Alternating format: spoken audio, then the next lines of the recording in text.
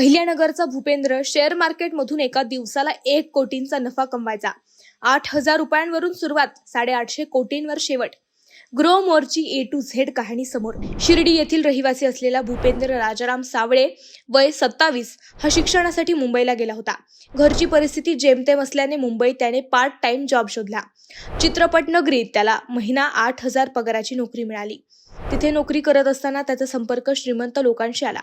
ते शेअर मार्केटमधून पैसे कमावत होते. त्याचे अनुकरण भूपेंद्राने केले.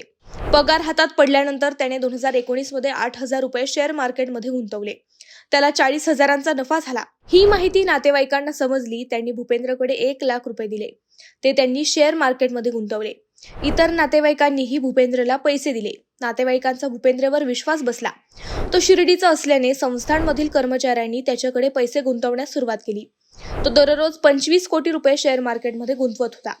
24 तासातील 22 तास तो काम करत होता. यातून त्याला दिवसाला 1 कोटींचा नफा मिळत होता. 4 वर्षात त्याने 500 कोटींचा टप्पा पार केला. पैकी त्याने 400 कोटींहून अधिक रक्कम गुंतवणूकदारांना परत केली. परंतु जुलै 2024 मध्ये शेअर मार्केट कोसळले आणि त्याला 80 कोटींचा तोटा झाला.